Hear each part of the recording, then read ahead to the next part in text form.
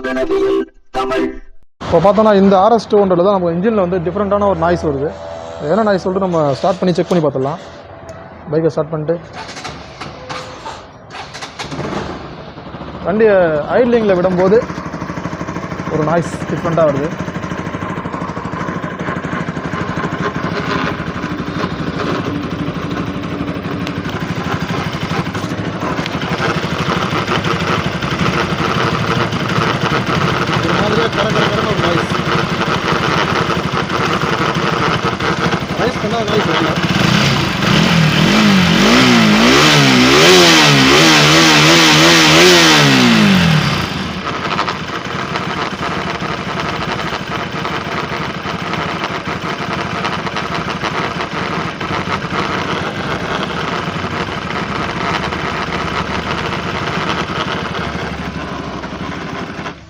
இந்த நாய்ஸ் தான் வண்டி வந்து ஐட்லிங்கில் இருக்கும்போது மட்டும் தான் நாய்ஸ் வருது. வண்டியை ரைஸ் பண்ணால் வரல.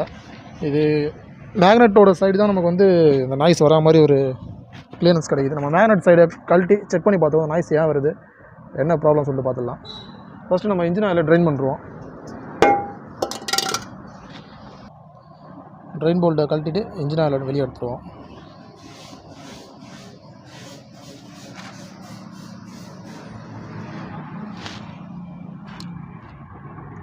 உள்ள ஒரு ஸ்ட்ரெயினர் வரும். அந்த ஸ்ட்ரெயினர் எடுத்தோன்னா ஆயில் ஸ்பீடாக வெளில வரும்.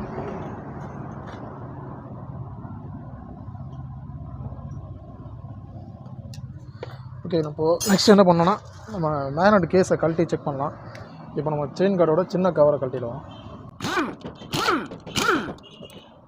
இப்போ மேக்னெட் கழட்டிடலாம்.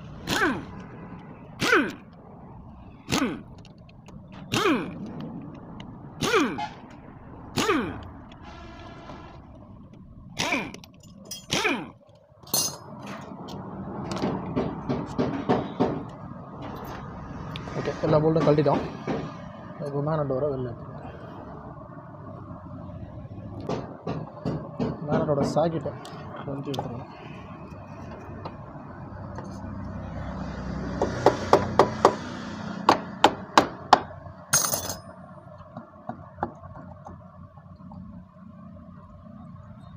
ஓகே, மேக்னெட்டோட கழட்டிட்டோம். நெக்ஸ்ட் நம்ம மேக்னெட்டை கழட்டிடுவோம்.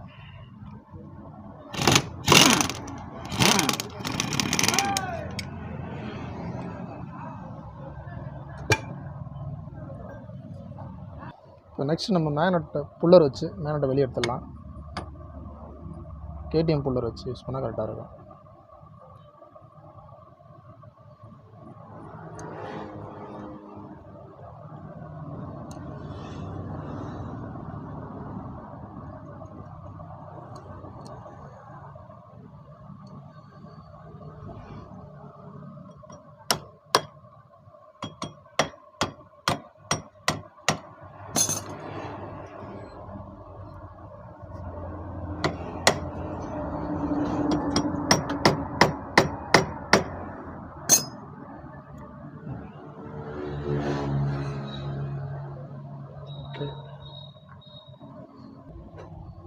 இப்போ மேக்னெட்டில் வரக்கூடிய அந்த ஒன் வே கிளிப்ஸ் எல்லாமே நல்லா தான் இருக்குது. எதுவும் டேமேஜ் ஆன மாதிரி தெரில. பால்ஸ் எதுவும் பொட்டல, நல்லா இருக்குது. இந்த ஒன் வே கிளிப்ஸோட ஷேக்னஸ் எதுவும் வரல. இந்த போல்ட்டில் எதுவும் லூஸ் ஆகலை, நல்லா இருக்குது. அப்புறம் சவுண்டு எங்கேருந்து வருது, மேக்னெட்டில் எதுவும் உறைஞ்ச மாதிரியான தடங்கள் இருக்கானும் பார்க்கணும். ஸோ இந்த கியரில் ஏதாவது, இந்த செல்ஃபு கவுண்டர் கியரில் ஏதாவது டீத் எதுனா உடஞ்சிருந்தா கூட அந்த சவுண்டு வரும். இந்த கவுண்டர் கியரில் எதுவும் டீத்லாம் உடையலை, நல்லா தான் இருக்குது. செல்ஃபு கியர்லேயும் இந்த நீடில் பேரிங் ஒன்று வரும், அதில் அதுலேயும் ஷேக்கு பார்த்துக்கலாம். ஷேக் இல்லை. க்ராங்க் ஷாஃப்ட்டு பேரிங்லேயும் ஷேக் இல்லை. இன்னொரு கவுண்டர் கியர் இங்கே வரும். இதில் வர டீத் ஏதாவது டேமேஜ் இருக்கா, எதுவும் இல்லை. அப்போ சவுண்ட் எங்கேருந்து தான் வருதுன்னு பார்க்கணும்.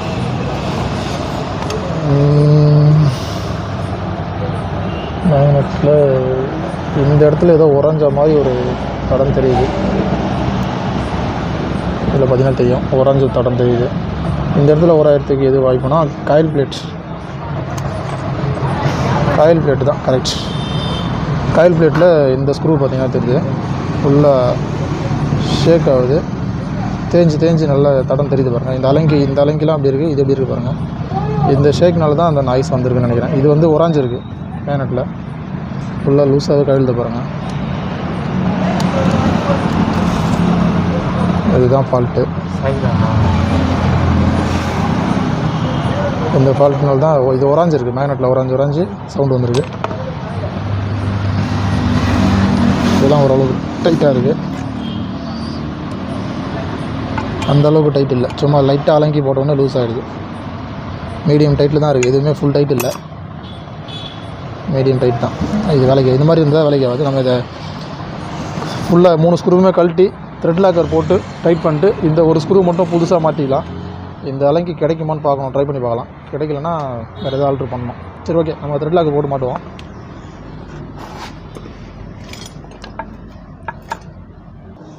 இப்போ நம்ம த்ரெட் லாக்கர் போட்டு அந்த போல்டுங்களை ஃபிக்ஸ் பண்ணிடலாம்.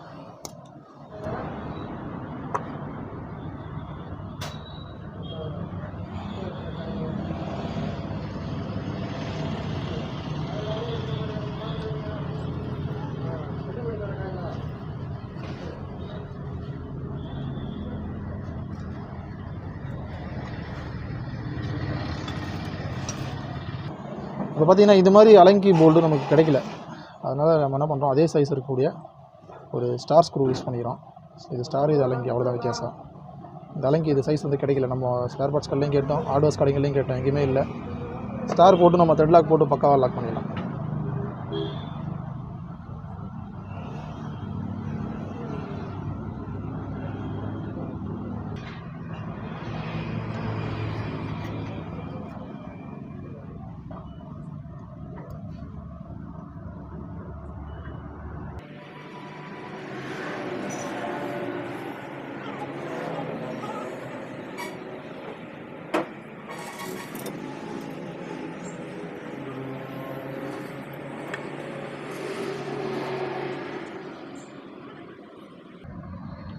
Okay, full tight. இதே மாதிரி அலங்கி போல்ட்டையும் ஃபுல் டைட் பண்ணிடலாம்.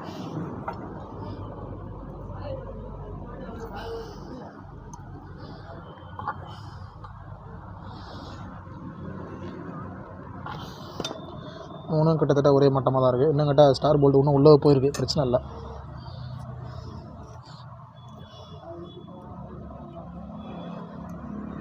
ஓகே, பக்கா கூட. இதில் என்ன ப்ராப்ளம், சவுண்டு ஏன் வந்துச்சுன்னு பார்த்தீங்கன்னா, இந்த அலங்கி போல்டு லூஸ் ஆனதுனால இந்த இடத்துல உராஞ்சிருக்கு, மேனட்டில் உள்பக்கத்தில் இந்த இடத்துல உராஞ்சதுனால தான் கரன்னு சவுண்டு வந்திருக்கு. இப்போ நம்ம அதுக்கு பதிலாக வேறு போல்டு போட்டு எல்லாத்தையும் டைட் பண்ணிட்டோம். இப்போ மேனட்டை ஃபிக்ஸ் பண்ணிவிட்டு ஸ்டார்ட் பண்ணி செக் பண்ணிடலாம்.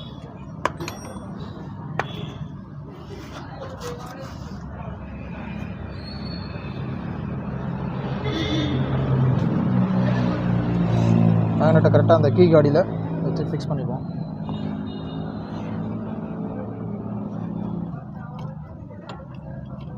ஓகே, பக்கா இது மாதிரி கரெக்டாக கீ காடியில் ஃபிக்ஸ் ஆகணும். ஃபிக்ஸ் ஆனதுக்கப்புறம் 1 கிளச் ரொட்டேஷன் கரெக்டாக இருக்குது. மேக்னெட்டு கிராங்க் ஷாஃப்ட்டோடு கரெக்டாக சேர்ந்து ரொட்டேஷன் ஆகுது. அடுத்து மேக்னெட் போல்டு.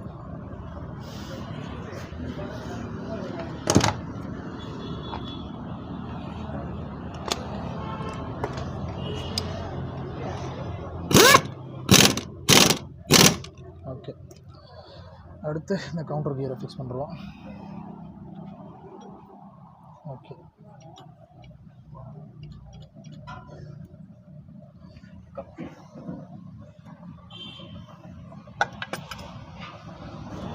அடுத்து கேஸ்கட்டில் கிரீஸ் அப்ளை பண்ணிட்டு கேஸ்கட்டை ஃபிக்ஸ் பண்ணுறோம்.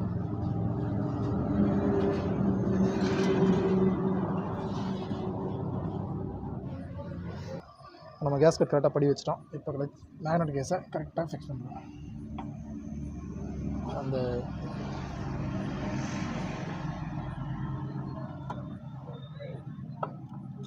கவுண்டர் கியர்லாம் கரெக்டாக படி வச்சு அவ்வளோதான். ஒரு அழுத்த எடுத்துனா வேலை முடிஞ்சிச்சு. எல்லாத்துலேயும் கரெக்டாக கேஸ்கட் படிஞ்சிருக்கான்னு செக் பண்ணிடணும். செக் பண்ணிட்டு போல்ட்டு போட்டு வைக்கணும்.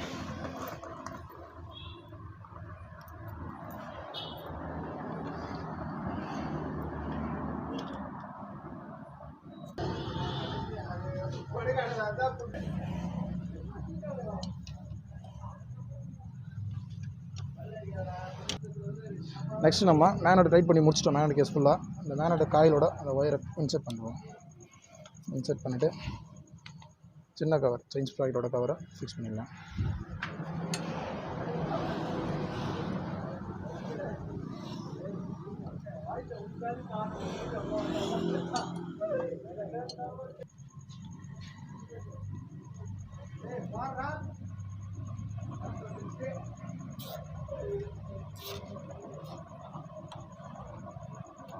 ஓகே,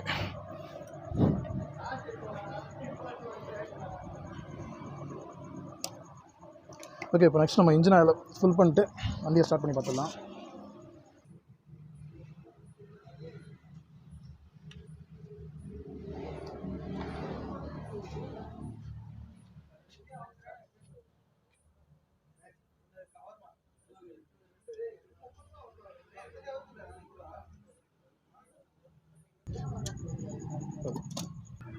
ஓகே ஃப்ரெண்ட்ஸ், இப்போ நம்ம இன்ஜின் ஆயில் ஊற்றி முடிச்சிட்டோம். பைக்கை ஸ்டார்ட் பண்ணி இன்ஜின் நாய்ஸ் எப்படி இருக்குன்னு செக் பண்ணிடலாம்.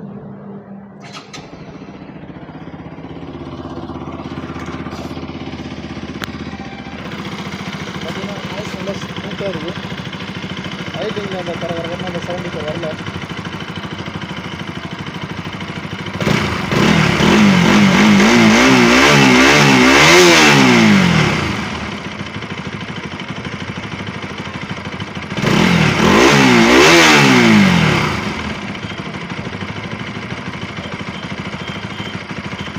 ஸ்மூத்தாக இருக்குது.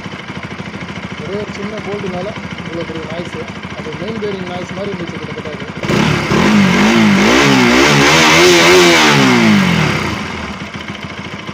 ஓகே, ஒரு வேலையை முடிச்சிட்டோம்.